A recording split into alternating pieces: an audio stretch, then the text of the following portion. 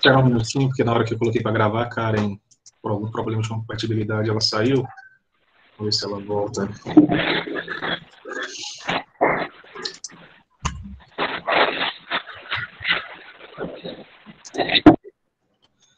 Pessoal, então vou começar a falar, né? A Karen volta aí, e a gente dá continuidade.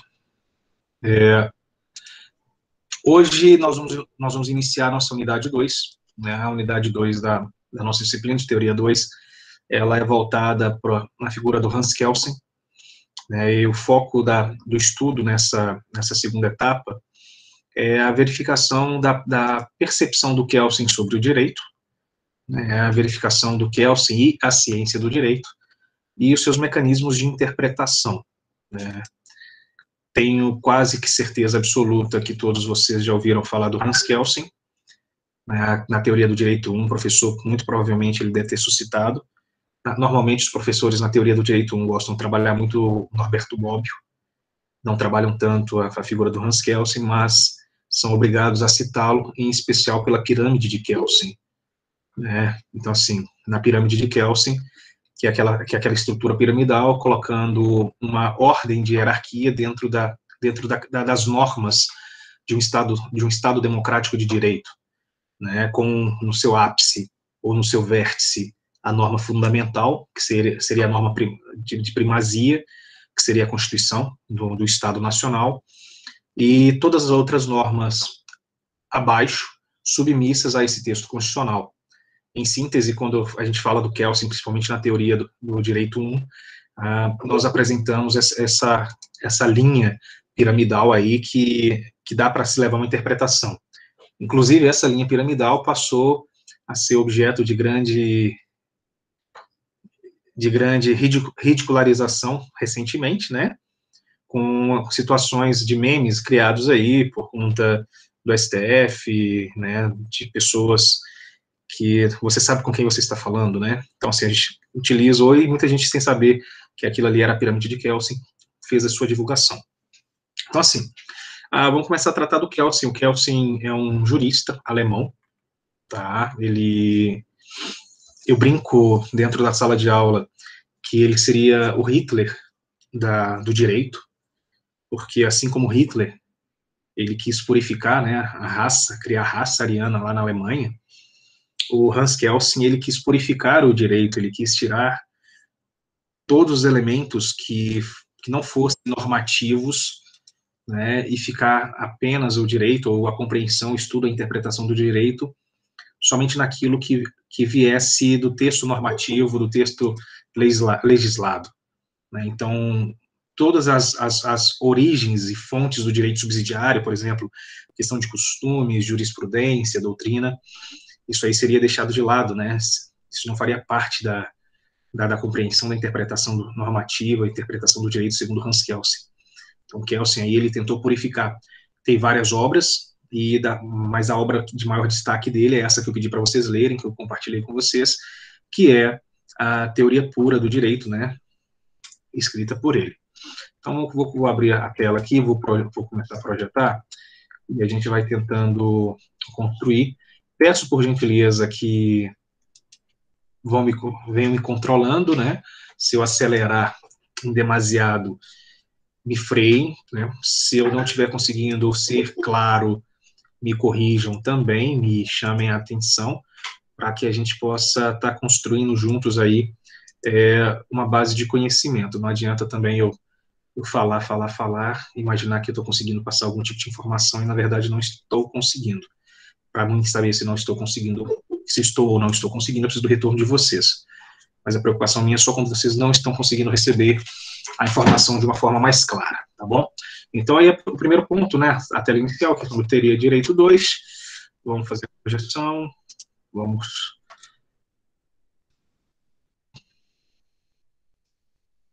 projetar.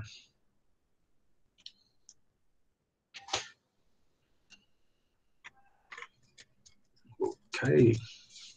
Então, nosso tópico aí, né, Kelsen e a ciência do direito, né, a figura do Hans Kelsen. O ponto principal para nós é que Kelsen, ele pretende purificar o direito, né, Quando a gente fala purificar, daí vem a ideia do termo pura, né? Então, purificar o direito, por isso pura, a teoria pura do direito. E essa teoria pura nada mais é do que libertar, né, o direito das especulações filosóficas e sociológicas. Então, nós sabemos que a compreensão, o direito, é uma ciência sociológica, uma ciência do homem, né? O direito só existe em decorrência da vida social que nós temos. Se nós não vivêssemos em sociedade, nós não precisaríamos do direito, né? E nós somente não... deixa eu me ver aqui. Vicente, né? Poderia se dizer que, assim como ele purifica o direito da filosofia e da sociologia, ele também se esquiva da moral e da ética, sem dúvida. Tá? Para ele, o Vicente, Vicente mesmo, isso. Para ele, o Vicente, o direito seria apenas e tão somente a norma. Tudo que fosse secundário não faria parte, não seria utilizado. Então, assim, inclusive um dos pontos que a gente vai tratar um pouco mais à frente, mais ao final, que é a questão da crítica. Quando a gente fala de norma de direito, a norma ela vale tudo, né? A gente coloca no papel tudo que a gente desejar. Imagine o Brasil, nós temos o nosso Congresso Nacional, infelizmente, as pessoas eleitas, né, para ser representantes da população, para serem os representantes da população, depois de eleitas, se esquecem dos compromissos firmados e passam a legislar apenas segundo o interesse próprio, e muitas das vezes legislam contra os interesses da própria sociedade. Então, vamos supor que no Brasil nós não temos, nós temos a previsão, por exemplo, dos crimes de corrupção, né? Inclusive, o fim do foro privilegiado, prisão de segunda instância, por exemplo, está lá parado na Câmara dos Deputados já há mais de um ano. Eles se engavetam. Vamos supor que na hora que você vai votar essa norma, e aí você começa a criar textos, que a gente fala, os enxertos, né? Você vai começar ali e a alterar alguns outros textos substanciais. Por exemplo, hoje, nós temos a obrigatoriedade de ter uma reserva legal dentro das áreas dos imóveis rurais. Então, aí que varia de 20% até 80%, né? 20% para nós aqui no Sudeste. Na hora que você chega lá na região amazônica, até 80% do imóvel ele tem que ser preservado, dependendo da localização que ele se encontrar. E aí vamos alterar que a gente passe a perdoar, né, todas as autuações de decorrência de dano ambiental. O texto normativo ele estava falando sobre prisão em segunda instância, ele estaria falando sobre fim do foro privilegiado, mas eu consigo fazer um enxerto ali, né, fazer um adendo e votar, e aí acaba sendo aprovado. Então, assim, quando a gente coloca no papel, tudo vale, né? A grande crítica que a gente fala da teoria pura do direito é essa. Faltaria os aspectos sociológicos. Hoje nós vivemos numa sociedade que busca direitos de equiparação, direitos de igualdade, de reconhecimento equalitário, né, de equidade entre as pessoas, independente do sexo, da orientação sexual, da condição econômica, etc. Então, nós estamos num determinado momento que a sociedade ela está sedenta para que haja o respeito às diversidades, né? Então, o CNJ, né, o ministro Joaquim Barbosa, baixou uma resolução, hoje os cartórios celebram casamento de pessoas de mesmo sexo, então, casamento entre os homoafetivos, ela é uma realidade, você tem já alguns avanços nos direitos das relações homoafetivas, e aí eu posso fazer na lei quebrando tudo isso, né, retirando todos esses direitos. O papel, ele vale tudo. Então, dentro dessa sua resposta, sim, o Kelsen, ele limpa tudo, não só o aspecto filosófico, sociológico, mas também a moral e a ética, tá? Então, dando a continuidade aí, antes do Kelsen, né, o pensamento jurídico, ele era impregnado de valor, né, e era o valor voltado para o fato. Vocês estão tendo filosofia, né? Me parece que a aula antes da minha é a aula de filosofia. Então, vocês, quando estudam lá a filosofia grega, quando vocês estudam o Sócrates, Platão, Aristóteles, vocês verificam que o pensamento filosófico ele é voltado para a essência, né? O ser humano ele é pautado na essência, nas realizações, nos feitos. Então, o aspecto da filosofia é o valor que se tem, né? E quando nós falamos dos eventos que acontecem no nosso cotidiano, nós temos os aspectos sociológicos, aquilo que mexe com a sociedade, né? O direito ele vai evoluindo segundo as necessidades da sociedade. Na década de 60, no estado brasileiro, não era concebível a ideia do divórcio, a ideia da separação, a ideia do desquite.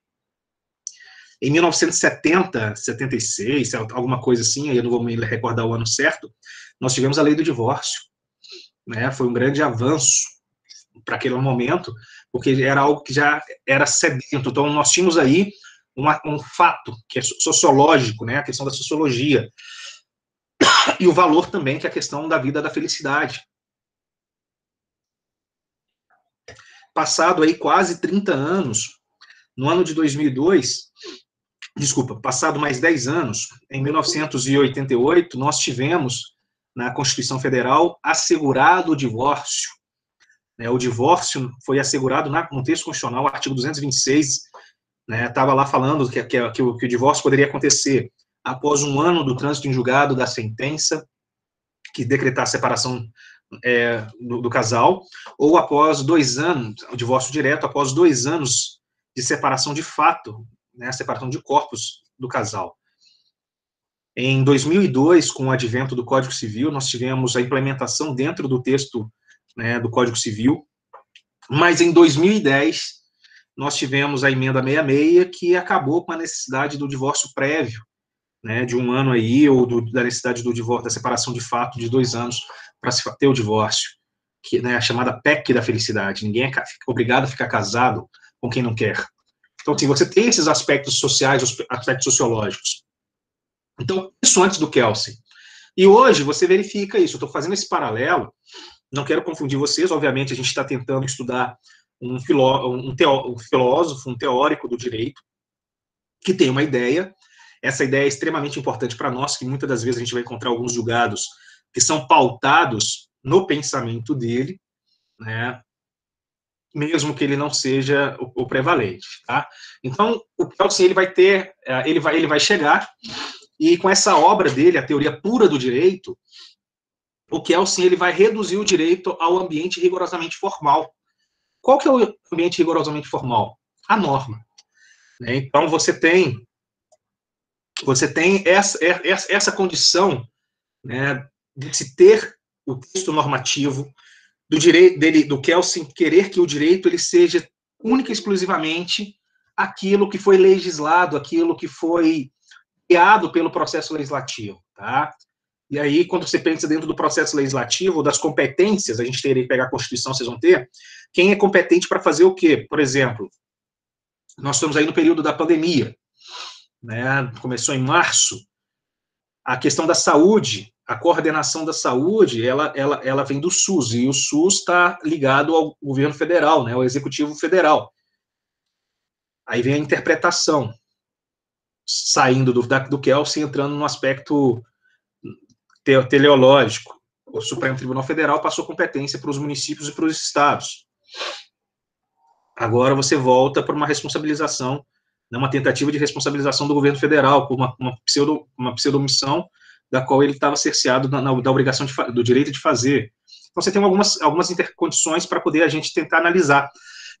E vocês vão ver à frente, a gente vai discutir a questão da teoria da moldura interpretativa, que é a adequação, que é o encaixe perfeito do caso concreto ao tipo normativo existente, tá?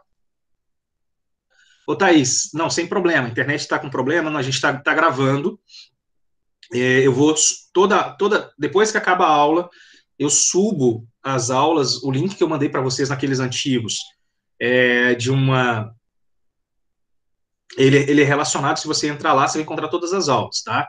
Então, o que você perder aqui, você não vai ficar prejudicada não, porque eu estou gravando, e hoje estou tossindo pra caramba, desculpa. Eu estou gravando, então vai ficar disponibilizado para poder corrigir esses problemas, tá bom?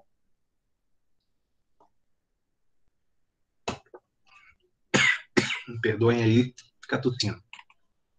Então, assim, né, para o Kelsen, os juízos, né, eles seriam aplicáveis apenas às condutas. Né, a questão da avaliação, você verificar a conduta, mas você não pode analisar o aspecto normativo. Para o Kelsen, a norma, ela não é justa e ela não é injusta. A norma, ela estaria acima do bem e do mal, ou seja, a norma é perfeita. A norma, ela tem que ser atendida, ela tem que ser cumprida na sua plenitude, ela não pode ser questionada. Imaginemos nós, né, eu tenho que levá-los ao processo de reflexão. Imagine aí se a gente criar uma norma permitindo ou descriminalizando, por exemplo, a pedofilia, o estupro de vulnerável. É uma norma completamente contrária aos anseios dos valores sociais, à luta social que está premente. Porém, é papel, ela vai valer. E a ideia que o Kelsen tem é, olha, essa norma ela não está certa, ela não está errada, ela não é justa, ela não é injusta, não interessa isso. A norma ela está aí, ela tem que ser cumprida. Então, se a pessoa praticou aquela conduta, a conduta se coaduna à norma ou ela não conflita com a norma, está tudo ok, está tudo bem. Né? Então, assim, o direito ele deveria ser justificado o quê? Pela teoria do direito, né? Apenas pela teoria do direito. Então, o Kelsen ele pretendia o quê? Uma independência científica. É interessante esse aspecto da independência científica, porque nós temos a nossa ciência normativa, né? A nossa ciência teleológica, a nossa ciência hermenêutica, né? Nós estudamos o direito, a forma de compreender o direito, de visualizar o direito, de pensar o direito, ela é completamente diferente da compreensão das outras matérias. O direito, vocês estão no segundo período, vocês já estão conseguindo compreender, acredito eu, que o direito não é somente aquilo que está escrito. Você olha para o texto, mas você tem que compreender o que aquele texto quer dizer. E para o Kelsen, nesse aspecto da teoria pura, não. Você não vai interpretar o texto, você vai aplicar o texto na sua literalidade, sem haver nenhum tipo de reflexão, apenas o intuito normativo, né? Apenas o texto normativo. Você não vai verificar a essência, a razão, o motivo que levou à origem daquele texto normativo, daquela lei, né, que ali está sendo apresentada. Então, o método e o objeto da ciência, ele deveria ser apenas o quê? A norma. É interessante quando a gente trata... Olha, Thaís, ela não é totalmente desacreditada não, viu? É uma teoria, tanto é que se ela fosse totalmente desacreditada, nós não estaríamos estudando aqui. É uma teoria que ela não é perfeita, tá? Ela não é perfeita. A gente está ainda na parte introdutória, se vocês começaram a ler o livro, né, principalmente esse da teoria pura que eu pedi para vocês vão verificar que ele divaga, né, ele apresenta vários aspectos, e hoje a figura do Kelsen ela é aceita por muitos doutrinadores, por muitos juristas. Por exemplo, o Bobbio, né, que o pessoal gosta, ele cita o Kelsen, o Miguel Reale, ele cita o Kelsen, o Tércio Ferraz, ele cita o Kelsen, todos eles vão apresentar os elementos do Kelsen. Eu vou te dar uma ideia, vou te dar uma ponderação para fazer um processo de reflexão. Nós estamos no ano de 2020. Nós sabemos tudo que o mundo, né, que a humanidade sofreu em decorrência da Segunda Guerra Mundial. Nós sabemos tudo que Adolf Hitler representa, tudo que o nazismo, que o fascismo representa, ou representou para a sociedade. Né? Então, assim, você teve aquela ideia de raça pura lá na Alemanha, né, a questão da segregação religiosa, né, que levou à vitimização de milhões de judeus pelo simples fato de serem judeus. Nossa, todo mundo conhece essa história. Aí vem aquele ponto. Hoje, em 2020, ainda existem pessoas que são fissuradas nas ideias do Adolf Hitler. Né? Então, sim, tem, né? A própria ditadura, o Vicente está mencionando. No caso no Brasil, eu gosto de falar governo militar, né? Porque você tinha, ainda que de forma velada, você tinha um parlamentarismo, né? Você tinha um Congresso, você tinha o MDB e a Arena lá atuando, né? Então, tudo bem que eram condições quase que biônicas, né? Então, assim, eu vejo mais como governo militar, eu não vejo como ditadura militar. Porque, assim, a gente tem o MDB e a Arena ali que atuaram bastante. Né? Se fosse um período de ditadura aqui no Brasil, nós não teríamos o parlamento. Né? Você não teria essa possibilidade, teria só o governo. E lembrar que todo governo ele tem necessariamente que ter uma força militar. Se ele não tiver força militar, ele não consegue ter controle. Né? Então, toda ditadura, obviamente, vai ser uma ditadura militar. Né? Se você pegar lá na Coreia do Norte, que a gente diz ser uma ditadura, eu também não avalio dessa forma, mas lá é militar. E se você for na China, que para muitas pessoas pensam, né, pela questão do Partido Comunista tá à frente, ser uma linha de ditadura, mas tem base militar. Então, assim, todo lugar para ser ditadura tem que ter militar no meio, não tem jeito não. Mas voltando ao nosso contexto aqui. Então, para o Kelsen, ele tem essa ideia. E é interessante que o fato da gente estar tendo as aulas de Teoria 2 com a filosofia no mesmo dia, talvez não no mesmo momento vai acontecer, mas vocês vão trabalhar, por exemplo, o Immanuel Kant. E o Immanuel Kant, que é um filósofo do período moderno, ele vai trazer a questão da racionalidade, né? O ser e o dever ser, né? Quem você é, o que você deve ser, o que deve fazer, o assumir as responsabilidades. E o Kelsen, ele vai adotar esse raciocínio, né? Essa compreensão kantiana, né? Essa distinção entre o ser e do dever ser. Né, o ser da natureza, das ciências naturais, os fatos, né, sejam eles físicos, espirituais e até mesmo sociais, e o dever ser, que são as normas, a ciência jurídica, no caso para o Kelsen, a regra de conduta, né, deverá concentrar sua atenção no quê? No estudo do dever ser e não do que é. Então, o Kelsen, ele quer ali, tá, eu vou mandar para vocês, Bela, ele quer centrar a conduta, a vida, a norma, vamos pensar assim, do indivíduo, na figura do direito positivado, do direito normatizado, né, sem se questionar a essência, né, o porquê, o para quê. Enquanto eu vou falando com vocês aqui, eu vou tentando vincular o livro aqui no Drive, que aí eu vou disponibilizar para vocês de uma vez. Tá? Então, assim, e aí eu tenho aquele aspecto, o valor e a norma. Né? A norma ela vai funcionar como um quê? Um juízo de valor. É óbvio. É uma conduta determinada, como devida pela norma, ela pode corresponder ao quê? A própria norma, ou até mesmo contrariar a norma. Né? Então, uma conduta, ou uma determinada conduta, ela corresponde o quê? A uma norma objetivamente válida. E se uma conduta corresponde a essa norma objetivamente válida, essa conduta ela é justa, ela é valiosa. Né? E o juízo segundo o qual essa conduta é como deve ser, ele é um juízo positivo. Então, quando nós pegamos o direito, né, quando nós pegamos a legislação, você verifica a questão da norma de conduta, por exemplo. Vamos falar aqui da aplicação de recursos. Esse ano nós temos eleições municipais, né? Eleições para definir aí prefeitos, vereadores.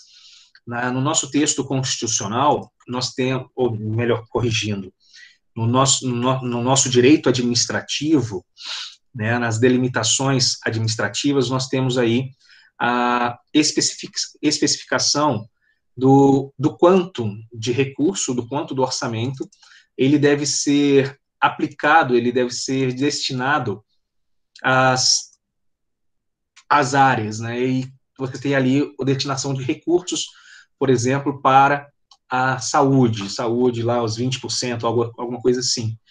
Então, vamos lá, se uma conduta corresponde à norma objetivamente válida, no caso, se o gestor público ele cumpre aquela determinação normativa, né, a sua conduta é o quê? Justa, ela é valiosa, e essa conduta é de como deve ser, é um valor positivo.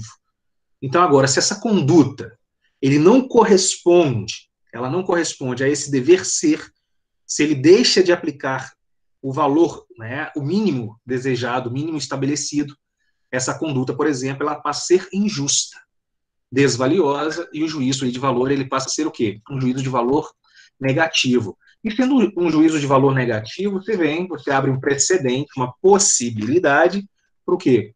Para sanções, para as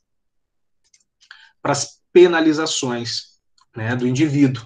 Então, assim, e você vai penalizar esse indivíduo de que forma? De acordo com o que está estabelecido, no texto normativo. Né? Então, você não tem essa possibilidade. Então, hoje, você faz tudo aquilo que está previsto na lei, você faz tudo aquilo que a lei determina que deve ser feito, e a sanção, né, a ser aplicada, a coerção a ser praticada pelo Estado, ela tem que ser devidamente o quê? Ela tem que ser devidamente compreendida e pré-estabelecida. Né? Não há possibilidade do Estado ele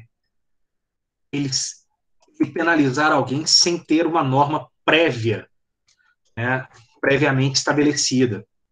Então, olha só, Isabela, você me pediu o link aí, o link já está enviei para vocês. Enquanto eu estou falando aqui, eu estava montando esse link aqui, acho que todo mundo vai ter acesso. Depois vocês verifiquem aí para mim, por gentileza, para ver se vão ter efetivamente acesso ao livro, tá bom? Então, nós temos essas condições, né, praticamente filosóficas. A teoria do direito, como ela é uma interpretação, a teoria do direito, como ela é pautada na interpretação, ela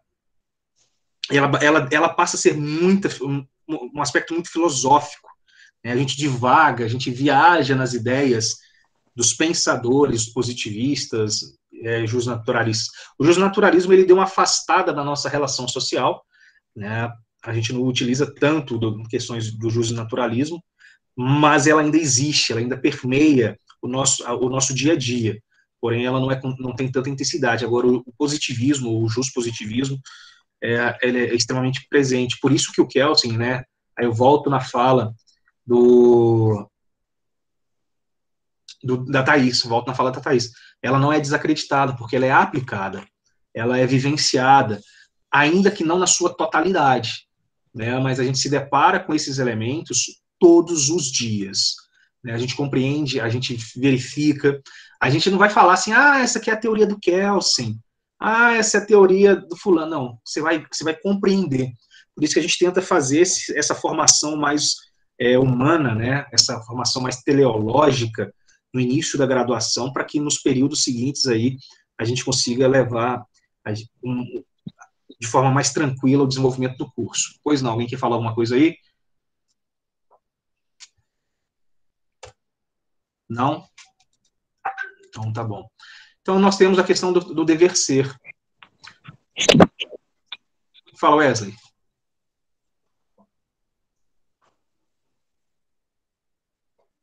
Wesley? Não. Ok. Então, assim, nós temos a figura do dever ser. Quando a gente fala do dever ser, o Kelsen, ele vai situar os fatos e os acontecimentos da vida no campo chamado ontológico. Né? O que seria o campo ontológico? Né? O campo do ser. Né? De modo que o campo que é a norma, que empresta ao fato o caráter de ato jurídico ou ato antijurídico, ele já vai ser o dever ser. Então, o ser é a essência. o dever ser é como você deve agir. Né? Então, se nós pegarmos aqui, matar alguém é crime? Bom, matar alguém é crime porque está previsto no nosso texto normativo, no caso do Código Penal, tá bom? Então, se não tivesse previsto lá no Código Penal que matar alguém é crime, a gente poderia sair matando todo mundo que nos faz raiva. E a gente não teria nenhum tipo de penalidade. Ah, mas tem os valores religiosos, tem lá na Bíblia que é pecado matar alguém. Não, a Bíblia é a Bíblia. Né? Ah, seu sonho, né, Daniel? Eu vou ficar. É bom saber se tem Juiz de Fora ou João Molevade. Me fala para me tomar cuidado. Então, assim, na Bíblia está lá, né? João Molevade, está pertinho de mim, 100 quilômetros só. Então, assim, matar alguém é pecado lá na Bíblia. O que para você que acredita na Bíblia. Agora, e para outra pessoa que não acredita, aquilo ali não tem valor nenhum. O que vale para todas as duas pessoas, se acreditam ou não acreditam, é o quê? O texto normativo que impera dentro de uma área territorial, que no caso é a área de jurisdição daquela norma, que é o Estado Nacional. Então, dentro do Brasil, o Código Penal está valendo em cada um dos 27 estados, em cada um lá dos 5.800 municípios. Matou é crime. Não importa como você mata, quem mata, quem morre, não interessa. A conduta está ali. Matar alguém, matar, você sabe que é tirar vida. Alguém significa que é uma pessoa, não é um animal. Se bem que agora tem também, né, está começando o preceito de tipificação aí, penalização por morte, né, de animais. E parece que o Senado aprovou, inclusive, a pena de 5 anos aí para quem mata animais. Né? Vamos ver se vai ter a sanção presidencial. Então, assim, é uma conduta que passa a ser, então, um dever ser. Se você matar um animalzinho, você vai ser penalizado, você vai ser preso. Né? Porque, assim, você tem maus tratos, né? Mas a questão é eles colocaram morte. Ah, não, tranquilo. A minha, não, a Blenda, a internet da Blenda que caiu, né? Não foi a minha, não, né? Então, assim, então, assim a gente vai verificando isso. Por exemplo, nós não temos no nosso texto normativo o crime de homofobia. Não há, né? Houve um julgado, há uma jurisprudência, vamos falar assim, né? Porque é do Supremo Tribunal Federal, né? Que a gente fala da criação do crime, né? Da tipificação do crime de homofobia. Mas se você pegar o texto, não tem. Da mesma forma que se você pegar o texto, por exemplo, o Código Civil, se alguém procurar o Código Civil lá e olhar no rol dos impedimentos para o casamento, vai verificar que a diferença de sexo não é um requisito essencial para o casamento. Lá no rol dos impedimentos, dos requisitos, vai falar que o adotante não pode casar com o adotado, que pai não casa com filho, né? Você vai falar que tem da diferença de idade, tipo assim, uma série de situações, mas não fala da diferença de sexo. Né? Então, assim, é onde que o ministro Joaquim Barbosa se apoiou para poder autorizar, né, falando que a Constituição falava de rol exemplificativo, que a família não era necessariamente entre um homem e uma mulher, né? Por isso falava homem e mulher, não falava e uma mulher. Então, tem esses aspectos. Então, Kelsen, ele vai trazer o quê? Ele vai trazer esses fatos, né, para esse acontecimento, que é o ser, né, os acontecimentos são ser, os fatos, e o ato ser jurídico ou antijurídico, que vai ser o dever ser, aonde que ele vai se enquadrar. Exatamente, primo não é parente, né? É brincadeira, tem primo, tá? Primo não é parente em terceiro, quarto grau, tá? Tá distante, vocês leram lá. Depois nós vamos marcar, vou fazer um com vocês, todo o sistema judiciário, tudo bonitinho.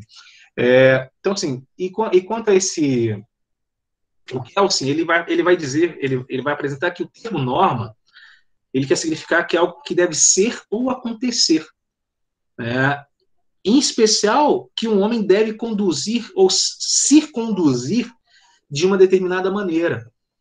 Na verdade, quando a gente pensa, e aí é por isso que eu falo que é do aspecto filosófico, quando nós pensamos no direito, nós temos que lembrar que o direito ele existe para controlar a vida da sociedade.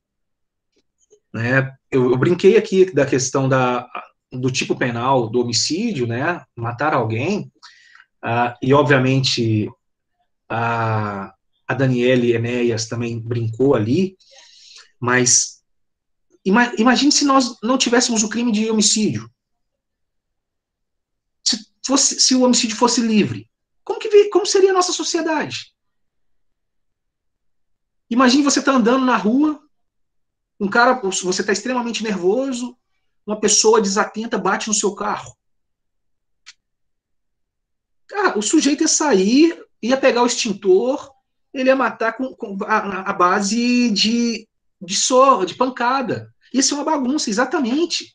Então, o direito, quando a gente fala do dever ser, o direito, ele vem para o quê? Vem para coordenar a vida da sociedade. Tem um texto, Thomas Hobbes, se eu não me engano, que é o autor, chama o Leviatã. Leviatã é o nome de um demônio. Eu acho que eu até citei isso para vocês aqui na sala. E esse demônio é o Estado. Né? Quando nós passamos a viver em sociedade, quando nós passamos a viver em sociedade, nós passamos a coordenar o quê? Nós passamos a coordenar a conduta da nossa vida. E viver em sociedade é extremamente difícil. Aceitar as diferenças é extremamente complicado, né? Você conseguir compreender as essências de cada ser humano, as peculiaridades, as vaidades, os jeitos. Por exemplo, eu tenho duas crianças. Eu tenho uma criança de 6 anos e tenho uma de 1 ano e meio. 1 ano e 8 meses. O meu menino de 6 anos, ele é extremamente meigo, gentil, carinhoso, né? Fala assim, é chorão, ele gosta de ler, ele fantasia, ele fica viajando. Ele ainda é um crianção, tem 6 anos, mas ele tem quase 1,45 m, e ele é enorme, que parece um menino de 12, só que é uma criançona de 6 anos. Eu já tenho outro menino de 1 ano e meio, ele é bruto, ele gosta de brigar, ele gosta de bater, ele gosta de fazer piadinha, ele gosta de assustar. Você tem personalidades, ele gosta de morder. Esse mais novo meu, por exemplo, igual vocês estão colocando aí, ele não ficaria muito, se pudesse matar, ele não ficaria vivo muito tempo, não. Na hora que ele tivesse maior, alguém ia acabar com ele. Porque ele vai aprontar. Eu sei, mesmo eu criando, mesmo educando, mesmo fazendo tudo, ele vai ser aquele que vai dar dor de cabeça dentro da escola, vai brincar, vai brigar, vai sacanear o professor. A gente tem que entender essa essência do ser humano. É extremamente interessante essa essência do ser humano. E o direito, ele vem para isso. Não, eu preparando, eu já estou extremamente preparado, já liguei, eu já desliguei. Ó, já deu corte na testa, já arrancou a unha do pé, quebrou o dente esses dias agora, isso com 1 ano e meio, entendeu? Levou 4 pontos na testa, de 15 em 15 dias ele apronta uma. Terça-feira ele estava brincando com Hot Wheels, quebrou o dente no meio. Tá bom. Aí hoje levou para dar uma alisada. Mas faz parte, gente. Você vai... Exato, você tem... Não, tem nada. A gente tem que pensar. Tem uma filosofia chinesa que fala o seguinte: a coisa, quando tem solução, ela tem solução. Quando a coisa não tem solução, ela não tem solução. Então não adianta você ficar estressado, porque se ela tem solução, para que vai estressar? Se ela não tem solução, para que você vai estressar? Então, vamos conduzir a vida, não adianta a gente ficar pirando, não, entendeu? A gente tem que fazer com que as coisas saiam, a gente tem que sair de forma menos problemática possível. Mas, assim, citei essa situação minha, por quê? Para a gente verificar a questão do aspecto da norma. Nós temos que compreender que tudo que nós criamos de direito, de norma, é para poder se ajustar à vida social. Eu brinco muito aqui, talvez eu estou vendo algumas fotos, talvez eu possa estar equivocado. Muitos de vocês aí nasceram no final dos anos 90, né, 1998, 2000. Mas de repente tem alguém aí na sala que é um pouquinho mais velho que nem eu, né? Não precisa ser tanto, eu tenho 36. Mas eu, na minha adolescência, no início da minha adolescência, tinha um grupo musical que tocou muito pouco tempo, que chamava Mamonas Assassinas. Se esse grupo aparecesse, aí ó, a Tati, se esse grupo aparecesse hoje, ele não faria sucesso. Porque o que eles cantavam, o que eles falavam, hoje tá fora do politicamente correto. Né? Exatamente, Júlio. Se você, para todo mundo aí, deve ter visto na sessão da tarde o filme dos Trapalhões. Se fosse hoje, Didi, Dedé, Mussum e Zacarias não fariam sucesso. Pelo menos não naquele formato. Entendeu? Por quê? Porque você teria ali dentro do preceito do politicamente correto. E eu não estou dizendo que esse politicamente correto ele seja ruim.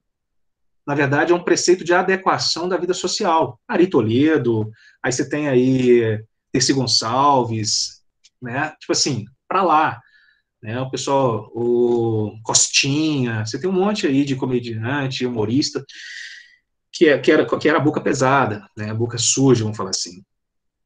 Então, a nossa sociedade, ela se adequou. Então, por exemplo, você tem brincadeiras, você tem falas que você não pode fazer mais. Você não pode chamar ninguém, você não pode falar, senão você vai estar ofendendo.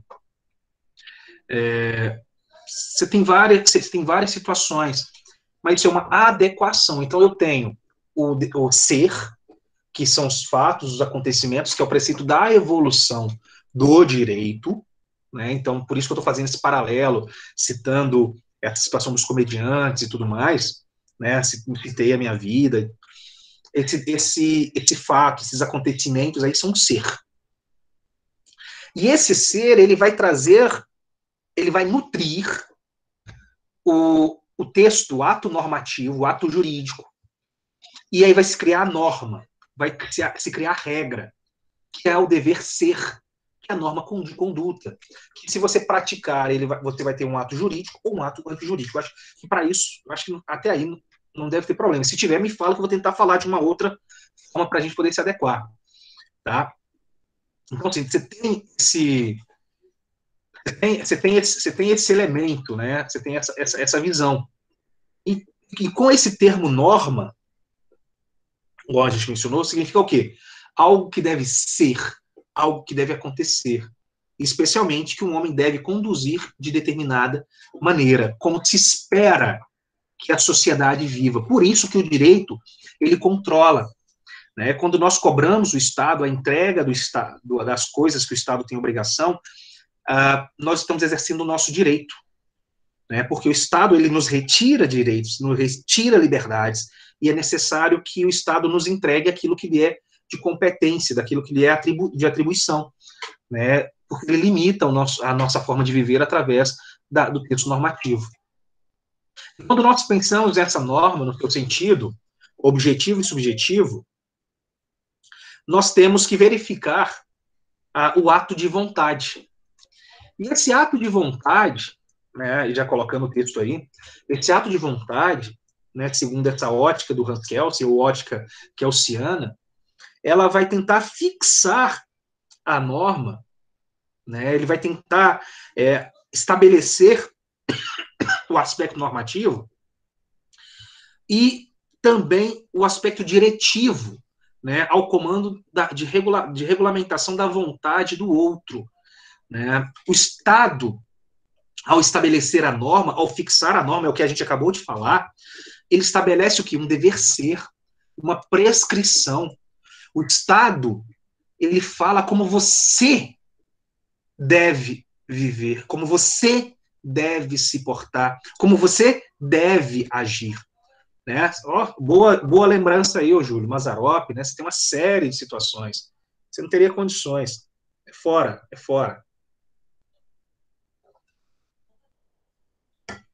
Por exemplo, o cúmulo do absurdo, né? Só me permita um paralelo aqui para voltar. O cúmulo do absurdo, por exemplo, você pegar um filme clássico como O Vento Levou, e querer, de repente, tirar a Oscar do Vento Levou porque lá fala sobre escravidão. Pô, não dá. É histórica. É a vida nossa, é a essência, não tem como a gente fugir disso, não. A gente tem que mudar o nosso ser, né, a nossa forma de visão do mundo e ter essas lembranças do passado aí, né? Você vai tirar a estátua do sujeito que eu falo, não, deixa ali, coloca depois um outro, que valoriza aquele momento, né? A história, a gente precisa dessas bases aí para a gente não perder as nossas identidades. A gente tem que lembrar de onde que a gente veio para saber para onde que a gente vai, para onde que a gente não quer voltar. Então, assim, é, essa prescrição do Estado, né, ela é extremamente importante da gente compreender.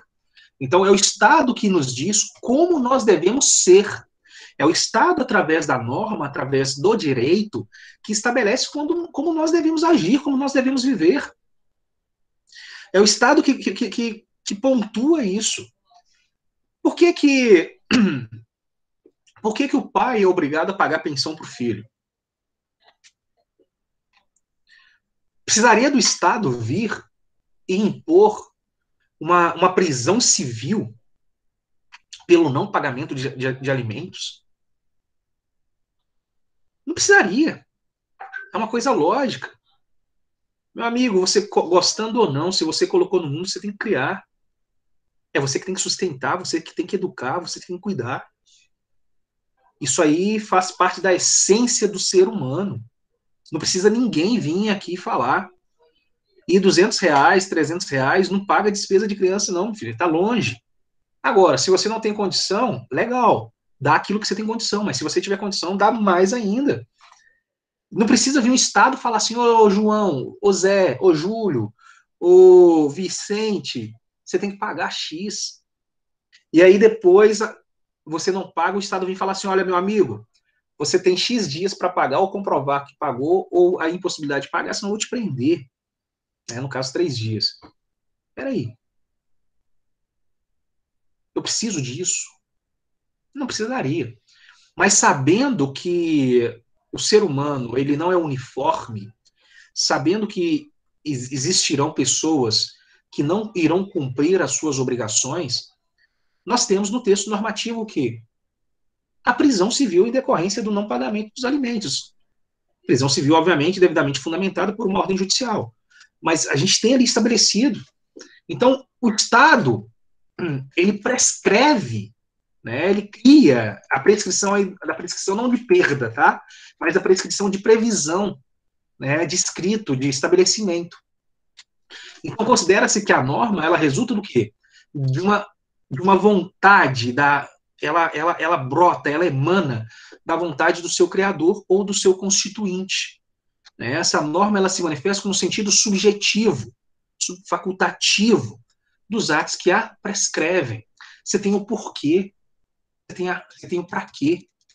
Por que nós temos a prisão civil? Porque nós sabemos que, infelizmente, vai ter pessoas que vão colocar crianças no mundo, só que a criança não consegue se manter, prover sua autossubsistência, então é necessário que o adulto que a gerou faça a manutenção dessa criança até o momento que ela tenha condições de prover por si só. Só que nem todo mundo vai honrar essa obrigação. Né? Vão achar que é... Até os animais, se você parar para pensar, até os animais, eles cuidam dos seus filhotes. Né? Até os animais cuidam dos seus filhotes. É recém-nascido, a leoa ali, ela vai cuidar. Camirovs, o Bruno em si, cara, o Bruno eu já acho que o buraco é um pouco mais embaixo. Não é somente a questão da pensão, não, sabe? O Bruno eu tenho um outro pensamento, eu tenho uns pensamentos meio fora, né, fora da caixa aí. Em relação ao Bruno, eu penso que o problema não era o pagamento da pensão. Né? O Bruno, eu acho que talvez possa ter sido a forma como a menina lá, a Elisa, ela possa ter se portado, entendeu? Porque pagar pensão, para ele pagar a pensão em si, era o menor dos problemas. Ele já pagar, né? Tipo assim, pagar pensão era o menor dos problemas. O cara ali estava ganhando R$ 500 mil lá no Flamengo. Se ele pagasse para ela lá R$ 20 mil, o juiz poderia mandar pagar R$ 10 mil para uma criança, R$ 10 mil no Brasil.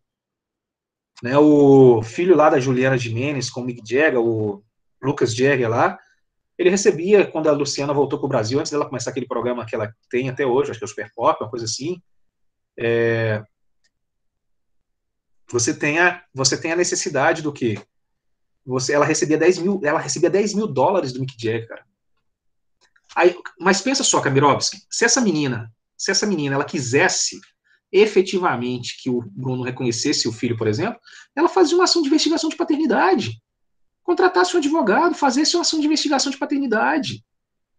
Não fosse para cima dele. Você está entendendo que eu estou chegando no ponto?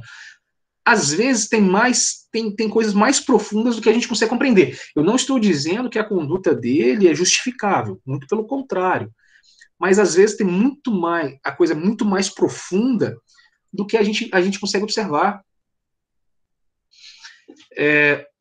Quem que está com esse direito? Um João Molevade aí. Porque entrou, provavelmente deve ter entrado com o e-mail da turma. Ou lá no ADX. Quem escreveu a pergunta aí? Coloca o nome aí, por favor. Anda, por favor. Para mim poder falar do direito, da questão do objetivo. Ai, desculpa. É, Ana. É que eu não sabia que eu ia entrar. É porque eu entrei pela DX. Eu não sabia que não entrava com o meu e-mail, não. Ah, você entrou pelo ADX? Maravilha. Uhum. Show de bola, Aninha. Então, assim, olha o aspecto. O direito, com sentido objetivo, é direto. Matar alguém. É claro, matar alguém, conduta, é objetivo. Quando eu falo sentido subjetivo, é a essência, é o porquê, é o pra quê, né? É a faculdade. Aí, ó, esse também falou, eu também entrei no ADX, também é um A, juiz de João Molevade. Então, assim, o porquê, é o pra quê. Então, assim, o objetivo é o texto direto. Eu falo que o objetivo é a aplicação, né? É a compreensão. E o subjetivo é a faculdade, né? É o íntimo. São os anseios, são os porquês, são os praquês. Quer ver uma situação? Vamos fazer um paralelo aqui. Auxílio emergencial, ok? O auxílio emergencial é o quê? É objetivo. É uma lei. Todo mundo, quem for autônomo, quem for do Bolsa Família, quem for MEI e tudo mais, dependendo, ele vai, né, que foi afetado em decorrência da pandemia, dos fechamentos, etc., ele poderia solicitar, ele teria direito ao auxílio emergencial, ao objetivo. Mas por quê? Aí vamos falar da questão do subjetivo. Por que foi criado esse auxílio emergencial? Qual a razão da criação desse auxílio emergencial? Por quê? Para quê? O governo criou porque ele é bonzinho? Por que o governo criou? Esse é o subjetivo. Qual que é a essência? Então, quando eu falo do sentido subjetivo, né, é o anseio, é a vontade.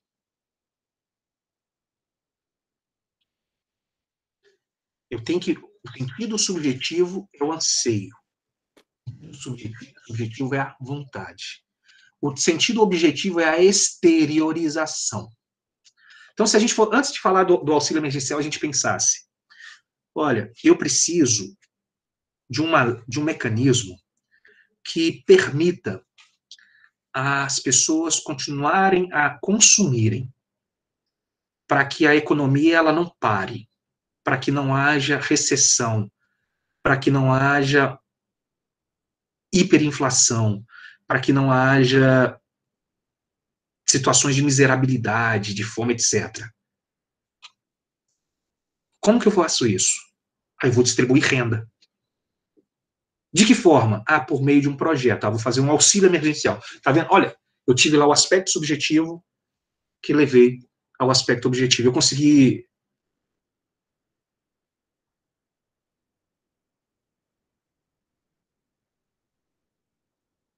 Eu consegui te entender, Ana? Atender aí minimamente, Ana? Senão eu vou voltar e tentar dar uma volta aqui de novo. Conseguiu sim, pode seguir. Obrigada, viu? Ô, Dani, você colocou aqui que no primeiro período você entendeu que o direito à vida seria objetivo e, por exemplo, a isenção de IPVA aos taxistas seria subjetivo, pois seria para uma classe X e não para todos. Na verdade, quando você fala da isenção, é um direito objetivo, mas ele é um direito objetivo que nuclear, um direito objetivo de um grupo específico, entendeu? Porque, na verdade, a isenção do IPVA não é só para taxista. Os portadores de necessidades especiais, né, de deficiências, eles também têm lá o ICMS, uma série de situações que eles têm benefício, né, são isentos. Então, você tem a questão objetiva, você tem agora, o subjetivo é o quê? Por que que os taxistas, né, têm essa isenção? O porquê? Sim, não enquadraria. Não é porque a norma objetiva, ela não precisa enquadrar todo mundo. Por exemplo, você tem a Maria da Penha. A Maria da Penha é uma norma objetiva. Você tem o ECA, você tem o Estatuto do Idoso, são normas objetivas. Elas não se enquadram a todos. Elas se enquadram ao quê? A um determinado grupo, uma determinada classe de pessoas. Professor, Né? Pois não. é Ana de novo. Deixa eu só ver se eu entendi mais ou menos. Quando eu tô falando agora eu tô falando uma norma, no seu Sim. sentido objetivo. Por exemplo, eu tenho direito à saúde. Isso é uma norma Sim. objetiva, certo? Direito constitucional à saúde, sim, objetivo. Sim. Se, por exemplo, eu não conseguir ter acesso a esse direito, eu vou ter o direito subjetivo de ir atrás dos meus direitos. Eu entendi certo? Sim, de evocar, sim. Então tá bom, então entendi. Obrigada. Você tem esse aspecto aí da busca, né? O subjetivo da faculdade de agir, né? O facultas agente. Você tem a faculdade de agir, que é o preceito subjetivo. Também dá para poder se interpretar dessa forma, tá? Porque, assim, eu tenho a norma ali, a norma ela tem que ser aplicada. Se eu não conseguir, eu busco. É facultativo. O pai tem que pagar a pensão. Se o pai não pagar a pensão, eu tenho a faculdade de ir lá e buscar. Né? O casamento é assegurado, eu tenho o direito de ir lá e me casar. Você tem a faculdade, né, que é a questão da subjetividade. Só que nesse momento aqui, a gente está fazendo o processo de interpretação.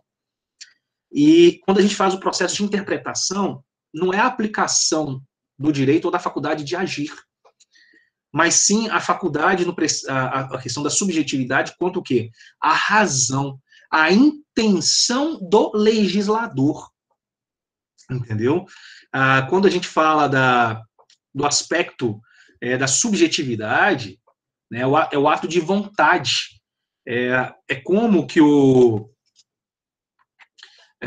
como que a norma ela vai ser criada. Então, aqui, ó, norma resulta da emanação da vontade do seu criador.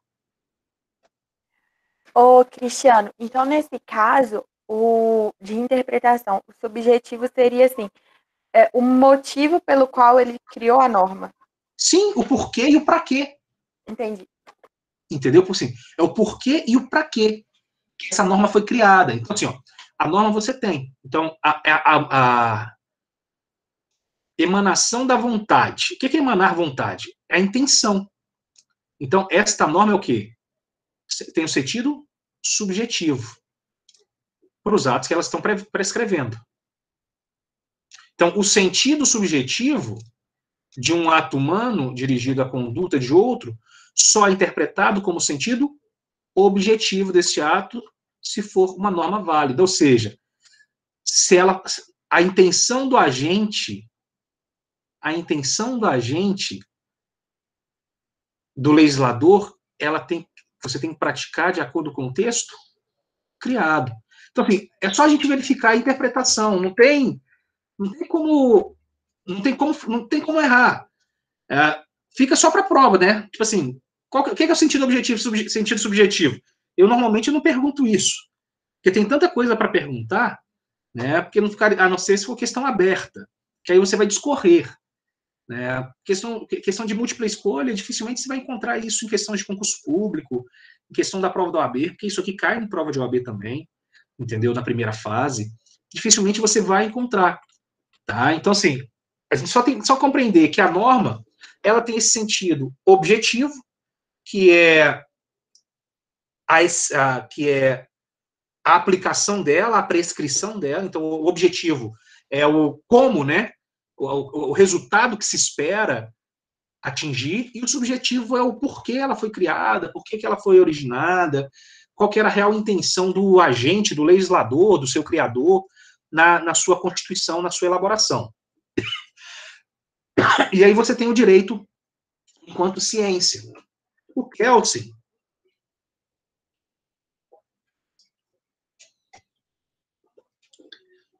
ele coloca, né, ele diz, vamos falar assim, que as ciências explicativas são aquelas que tratam do ser.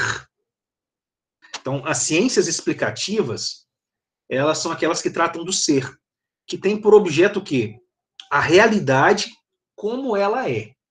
Então, primeiro ponto, as ciências explicativas. O que é ciência explicativa? As ciências que explicam, né, os fenômenos da vida. O ser, lembra lá que são os fatos, os acontecimentos, são os fenômenos. Então, as ciências explicativas são aquelas que tratam do ser, que tem como objetivo o quê? A realidade como é, de como a vida é, dos acontecimentos.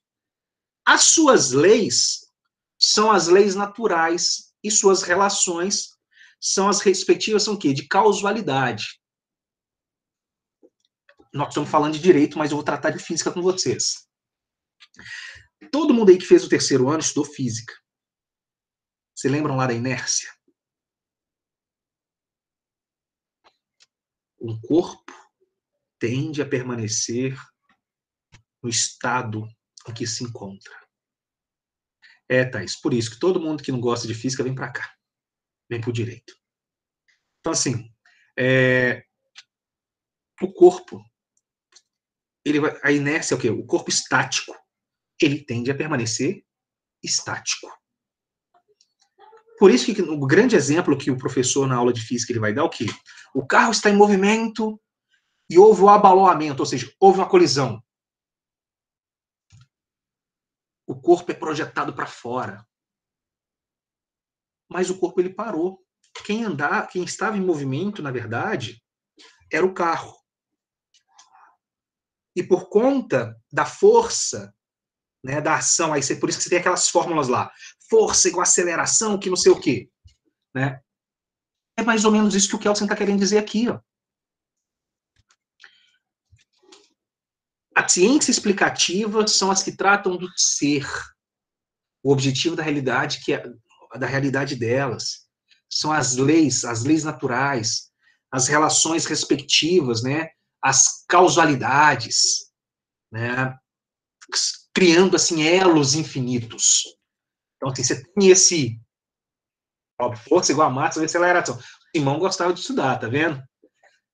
Então, assim, F igual a MVC, né? Então, assim, você tem essas condições. Então, enfim, nós temos uma finalidade, o quê? A finalidade é a teórica, já, né, voltado, no caso do direito, voltado para o intelecto, né, que consiste em uma contemplação da essência do objeto. Aí eu tenho, tirando essas ciências explicativas, eu venho para a nossa área. Eu tenho as ciências normativas. Essas ciências normativas, elas tratam o quê? Do dever ser. Né? Dever ser. Tendo o objeto como o quê? Como a realidade, como ela deve acontecer. Uma expressão latina que chama ceteris paribus. Quando eu, pelo menos, quando eu estudei, eu tive economia, vocês vão ter ciências econômicas, ou vocês vão ter direito econômico, ou vocês vão ter economia. Uma das duas vocês vão ter, sem dúvida nenhuma. Que, inclusive, porque está dentro do direito constitucional da ordem econômica. Então, de uma forma ou de outra, mas o professor talvez não fale isso.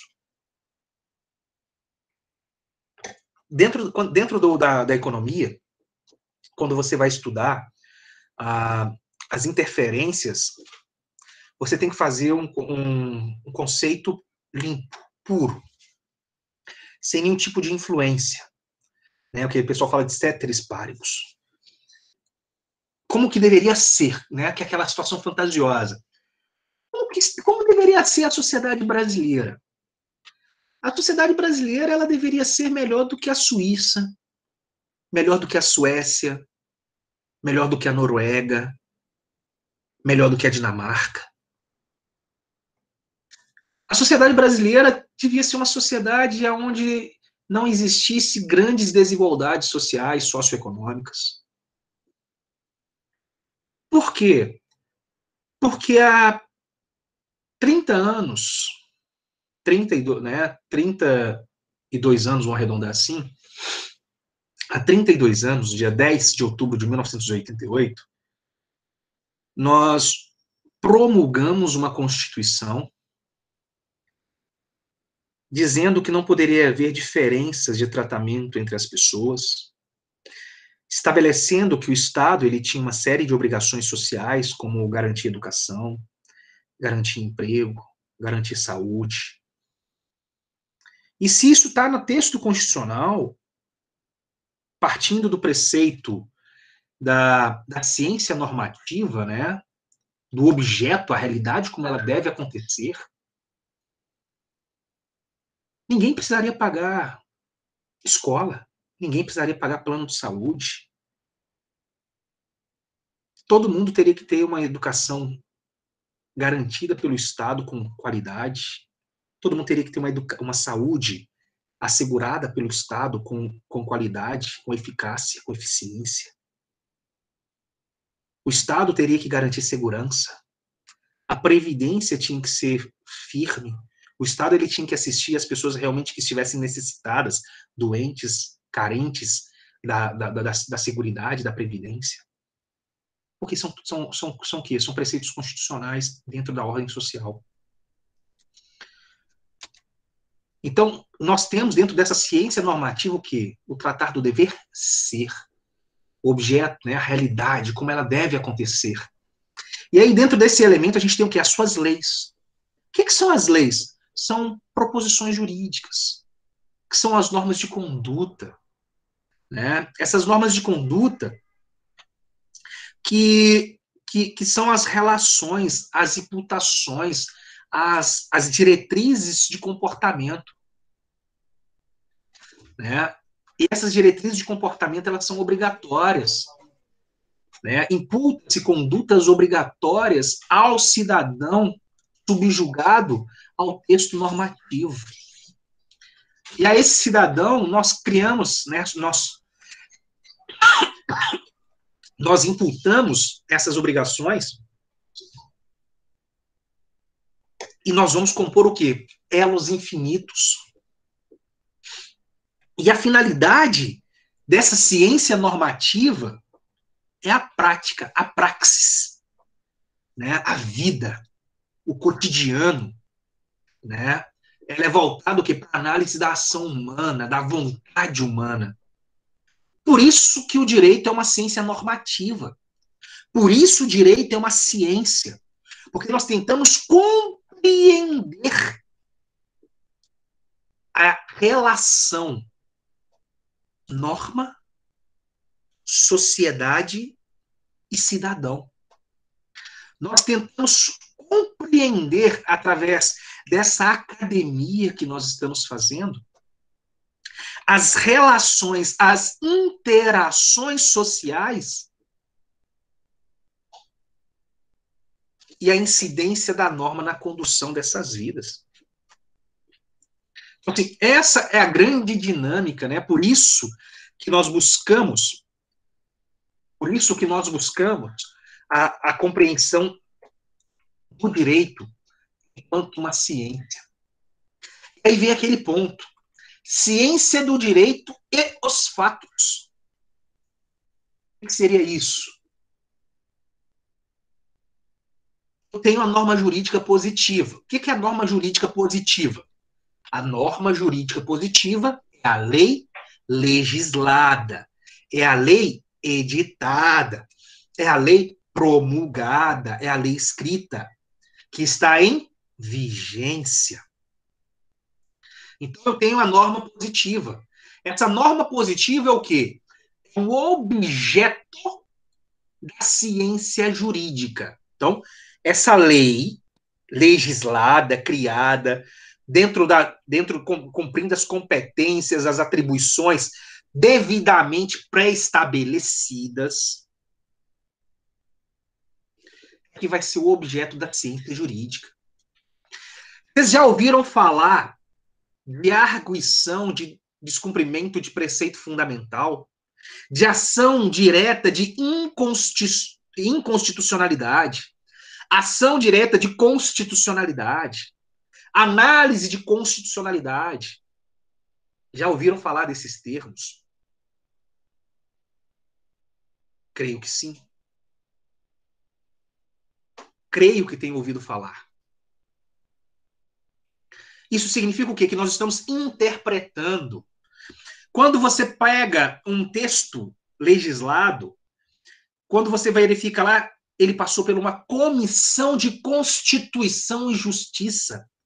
Significa que ele foi analisado previamente para ver se ele se enquadra aos valores, aos preceitos da aplicação da ciência do direito. Essa ciência, né, que são pautadas em fatos. Né, e o objeto dessa ciência é a interpretação. Então, a ciência do direito, ela se apresenta o quê? Como um esquema de interpretação e como um sentido o quê? Do dever ser, daquilo que se busca, de como o cidadão ele deve se comportar, de como a sociedade necessita caminhar para chegar e atingir um determinado platô, uma determinada condição de vida social. Os fatos, eles vão se realizar o quê? No tempo e no espaço. Então você vai ter uma série de eventos no espaço-tempo. E aí vem aquela parte importante. Os fatos da natureza, e aí vocês estão tendo direito civil 1, os fatos da natureza, eles não têm significação jurídica. Vou voltar, Thaís. Os fatos da natureza, eles não têm conexão com a essência, com a vida social, com a vida jurídica. Um raio que cai lá no meio do deserto do Saara, um maremoto, né, um tsunami que acontece no meio do oceano, um tufão, um tornado, um furacão que acontece no meio do oceano. Isso não tem nenhuma relação com a vida social. Então, os fatos naturais, ele não tem significação jurídica. É necessário que haja um fato jurídico. É necessário que haja um fato jurídico para poder cair dentro do contexto da interpretação. Se esse raio lá no meio do deserto do Saara, ele cair na cabeça de um sujeito, de um tuareg que está atravessando lá o deserto, aí incide o quê? Repercussão na vida social. Um maremoto que tem uma maior incidência, e aí acontece como aconteceu lá na Indonésia, lá na Tailândia, e aí que mata uma série de pessoas, vai ter repercussão.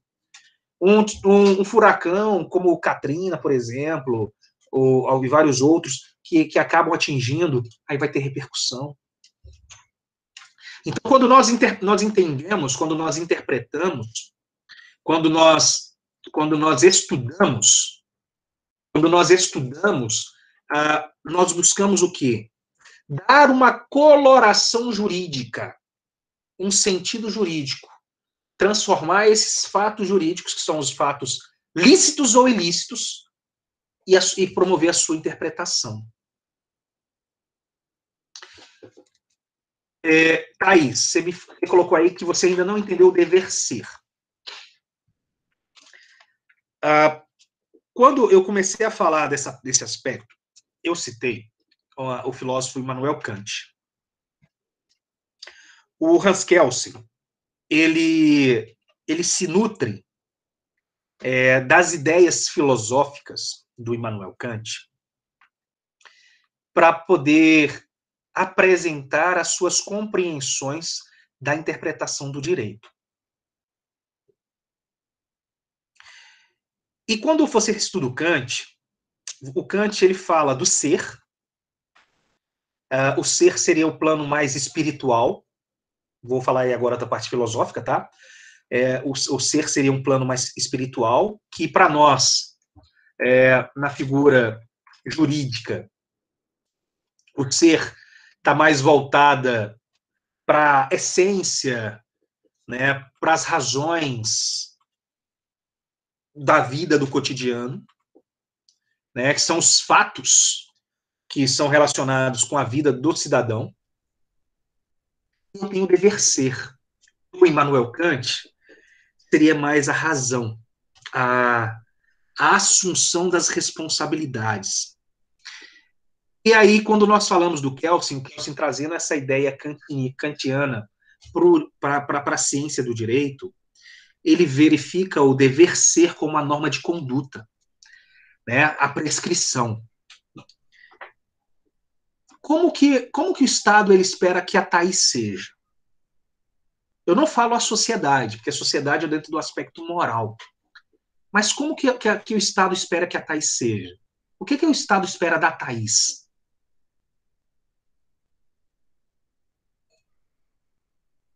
O Estado já prevê como que você deve se comportar.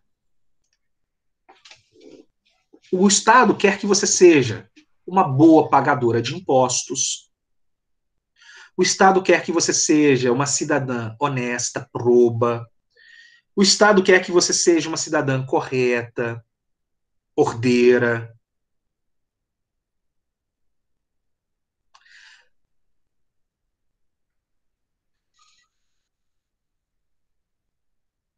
Ô Simão, o ser como é, não coloca desse jeito, não. Não coloca desse jeito, não. O ser ele está mais voltado na visão do Kant como os fatos, o acontecimento da vida, tá? O ser ele está mais voltado para os fatos, o acontecimento da vida, acordar, nascer, morrer, casar, namorar, exemplos, tá? Tô tentando buscar alguma coisa assim. Isso o ser seria isso, a vida.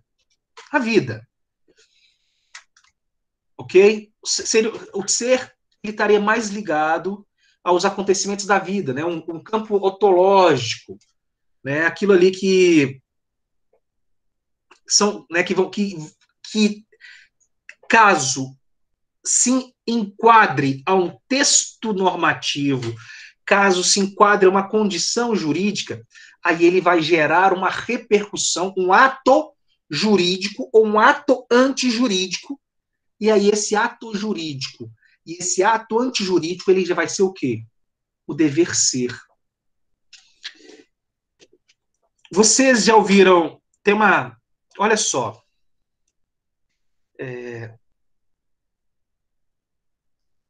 tem um texto legal, deixa eu ver, eu acho que ele ainda existe. Deixa eu ver se ele não foi revogado. Agora me veio a cabeça aqui.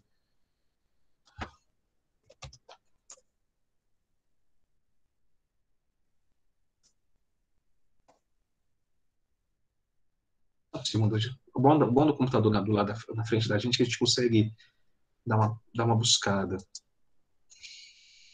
É uma norma penal que eu acho que eu vou conseguir, se eu localizá-la aqui, eu quero ver o texto todo, que me veio à cabeça só. Eu não sei ele todo.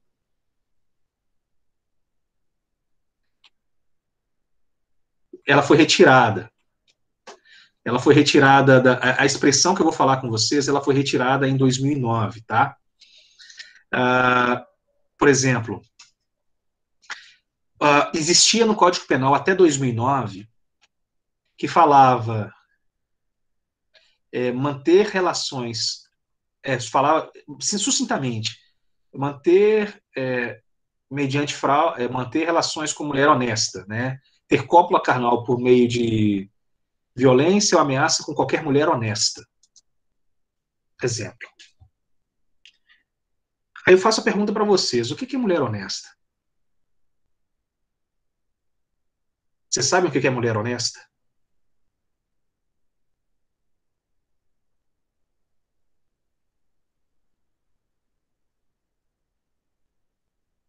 Ninguém vai responder, não?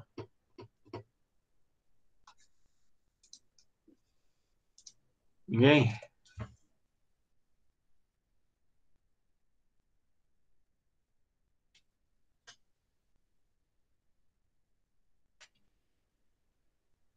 Maurício, quase. A mulher honesta, basicamente, era a mulher virgem. Mulher pura, isso, Marilane. Essa era a mulher honesta.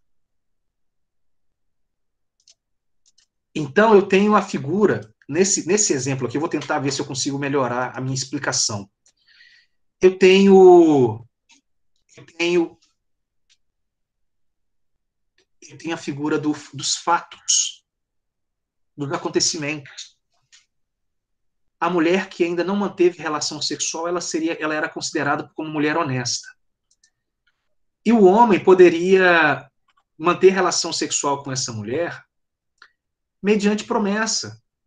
Promessa de casamento, fraude, né? A gente fala mediante fraude, ou utilizando de violência, que seria estupro. Enfim, você tem, você tem essas circunstâncias. Esse tipo penal, ele se enquadraria hoje? Não, porque ele não se aplicaria. Mulher, hoje, se a gente fosse falar mulher honesta, mulher virgem, eu ia ter que olhar aquelas que têm menos de 10 anos, né? As recém-nascidas. E olhe lá, isso. Então, assim, ela não se coaduna. Hoje, quando a gente pensa numa mulher honesta, não me faz diferença se ela é virgem ou não. E também não me interessa, ô Maurício, se ela é prostituta ou não. Quando a gente fala de mulher honesta hoje, se a gente pensa numa mulher honesta, é aquela mulher que cumpre as suas obrigações, que trabalha, que paga seus impostos, que mantém a sua casa, que retira o seu suor, o seu sustento do seu trabalho, independente de qualquer que ele seja, que seja sendo lícito. A prostituição não é ilícita. A exploração da prostituição que é ilícita. Ser prostituta não é crime. Explorar a prostituição que é crime. Então, hoje, uma prostituta ela pode ser considerada, sim, uma mulher honesta. Então, assim, você tem a compreensão. Então, olha como é que muda esse contexto. O ser são os fatos, os acontecimentos. Sim, exatamente, Maurício. A ideia que você falou é certa. Eu estou querendo tentar mostrar, assim, a evolução. O ser evoluiu. E aí, para poder ser um texto jurídico, para poder se enquadrar no dever ser, eu tenho que verificar se essa conduta é jurídica ou se essa conduta é antijurídica. O dever ser já é a aplicação, a incidência da norma. O dever ser é a norma, norma prescrita. Né? Então, o dever ser é como deve ser a prescrição. Tá? Então, o Simão, esse conduta humana é o deveria ser, é o que está prescrito. E já o ser são os fatos, os valores, os acontecimentos, tá bom? É só para poder corrigir aquilo que você tinha escrito lá em cima. Espero que tenha conseguido a gente chegar num jeito aí que deu para poder dar uma encaixada. Então, assim, o ser está mais pautado o quê? O ser são os acontecimentos, os fatos, tá? E o dever ser já está ligado ao quê? Ao caráter jurídico, o antijurídico, né? Que seria a incidência da norma, a aplicação da norma. Hoje está difícil. Tá? Então, assim, você tem essas condições, você tem essas coadunações, tá?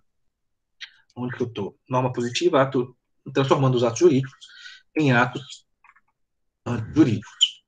Assim,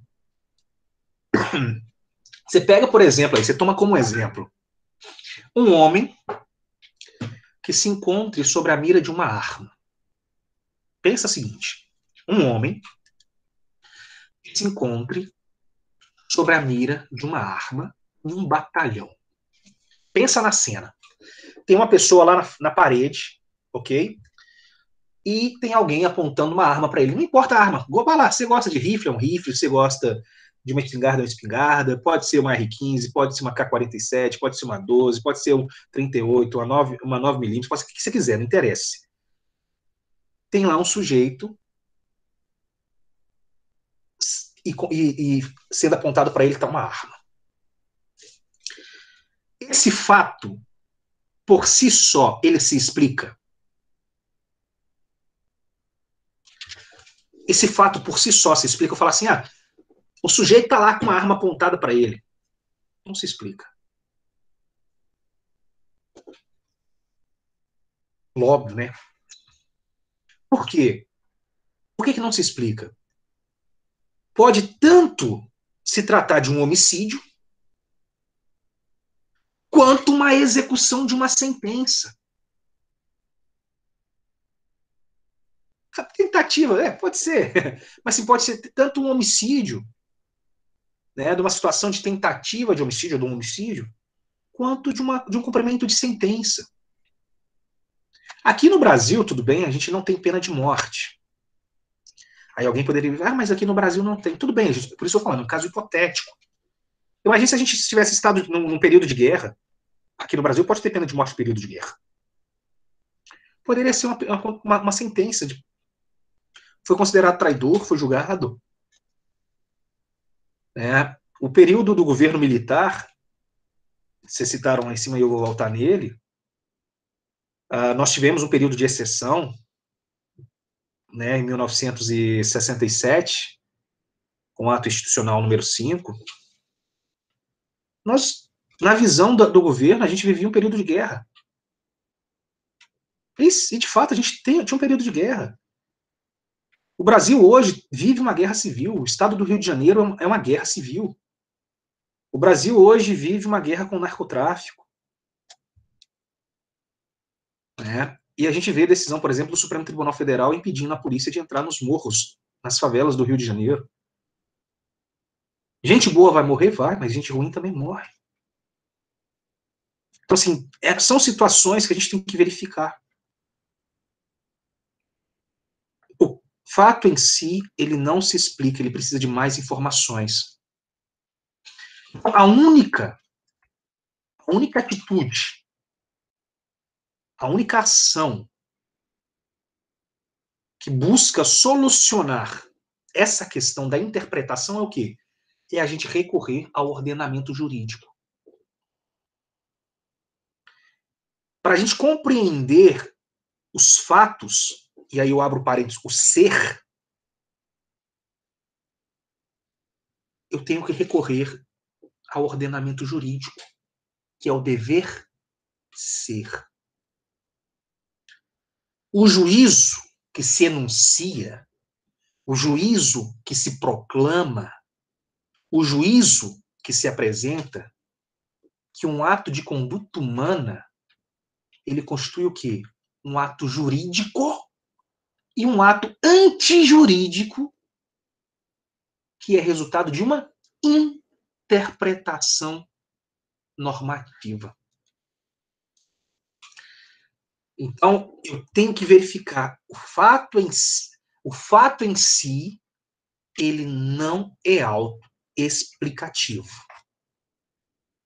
O fato em si não é um explicativo. Vocês já viram, e aí fica aí, né, chegando sexta-feira, vocês já assistiram um filme chamado A Espera de um Milagre? Já viu, né? Show.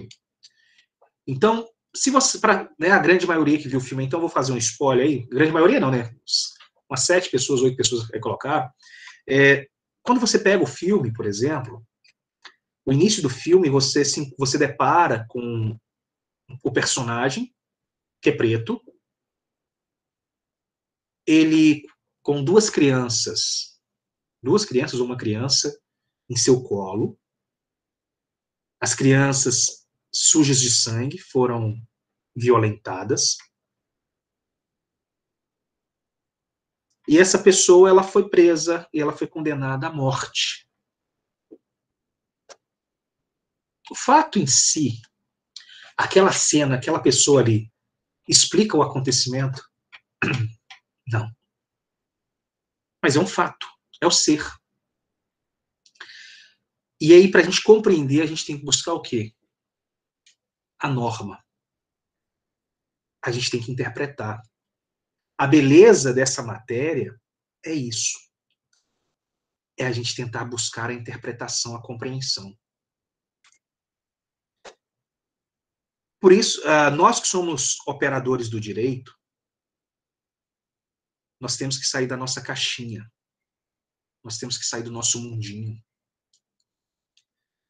Nós não podemos ser alienados. Você pode até ver seu Big Brother, embora isso seja extremamente perverso para a sua saúde física e mental. Mas você pode até ver. Mas não veja apenas como entretenimento.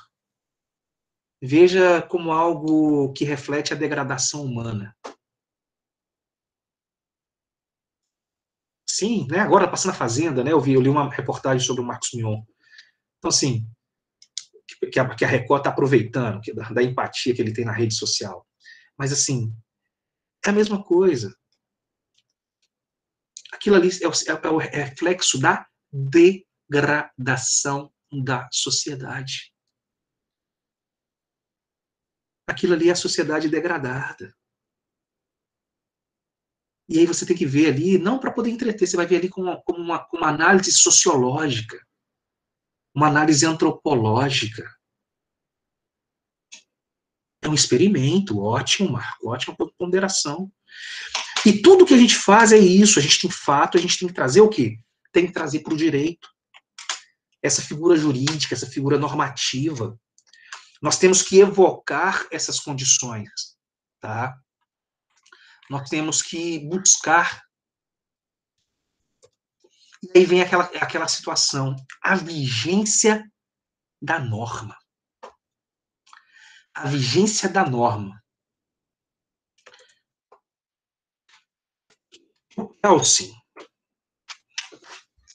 com essa palavra, vigência, ele busca designar o quê? A existência específica de uma norma. Seria quando ele descreve o sentido ou o significado de um ato normativo. Né? O sentido ou o significado de um ato normativo. O ato em questão. Qualquer conduta humana, ela é preceituada, ela é ordenada, ela é prescrita, ela é exigida, ela é proibida. Ou então, ela é consentida, ela é permitida ou ela é facultada. Olha que legal. Tudo que você tem, ela é ordenada, ou seja, faz. Ela é prescrita, está prevendo que você deve agir, exige ou se proíbe. Se não fizer, você está aqui, consente, que é permite, ou te faculta. E aí, se como acima propusermos, nós vamos empregar a palavra dever ser, num sentido que abranda todas estas significações. Podemos exprimir a vigência, que seria a validade de uma norma, dizendo que certa coisa deve ou não deve ser. Deve ou não deve ser feita. E aí, como a gente está tentando construir, né, a questão da interpretação, a gente chega num momento que talvez seja aquele para organizar todas as nossas ideias. O dever ser é o quê? Aquilo que deve ou não deve ser, aquilo que deve ou não deve ser feito. Então, o dever ser está ligado ao quê? Ligado à prescrição. Você pode roubar? Não. Você pode matar? Não. Você pode casar? Pode. Mas você é obrigado? Não, não sou obrigado, é facultado. Você pode votar? Não, eu devo, é obrigatório. Mas eu não quero votar. Então você tem que justificar. E se eu não justificar? Você vai ficar impedido, você vai ser multado, você vai ser sancionado. O Estado, ele cria toda essa engrenagem. E ela vai o quê? Ela vai se ajustando, ela vai se encaixando até ela ficar completamente o quê? Perfeita, aderida.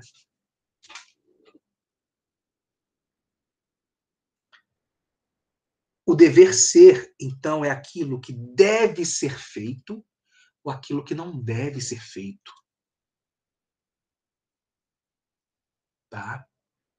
É aquilo que deve ser, como deve acontecer ou como não deve acontecer. Eu vou finalizar aqui, porque aí eu vou começar a falar da causalidade e imputação, e aí é um pouquinho fora desse contexto. Eu vou pedir um favor para vocês. Eu sei que vocês não abrem, com raras exceções aí. Eu estou conversando com vocês e com o chat aberto do lado, porque para poder interagir, que vocês não falam, né? Então eu vou ler no chat aí. Vocês têm meu contato lá. Se porventura, se vocês não se sentiram confortáveis para questionar, eu agradeço aos colegas que pediram para voltar, porque não estavam entendendo. E gostaria que mais pessoas fizessem isso, se estiverem dessa situação, e eu creio que também estejam. Qualquer coisa, me manda lá uma mensagem, ok? Para a gente poder estar dando uma ajeitada. E se o pessoal ainda tiver com grande dificuldade, a gente volta nisso semana que vem, não tenho problema com isso. A gente volta, eu tento arrumar outro caminho, uma outra forma de apresentação, para poder ver se isso se encaixa, se vocês conseguem compreender. Pode ser? Pessoal, no mais, muitíssimo obrigado. É uma ótima noite de sexta-feira para vocês, um bom final de semana, um bom descanso, tá bom? E até a próxima sexta. Buenas, Angélica. Próxima sexta estaremos juntos. Posso sim. Quem que está pedindo aqui? Quem pediu o link? A Karen. Só um segundo. Ô, Karen, tá lá no grupo do WhatsApp. Você chegou a olhar lá? Eu mandei todos naquele lá no grupo do WhatsApp, tá bom? Uma boa noite para vocês. Eu vou interromper aqui a gravação.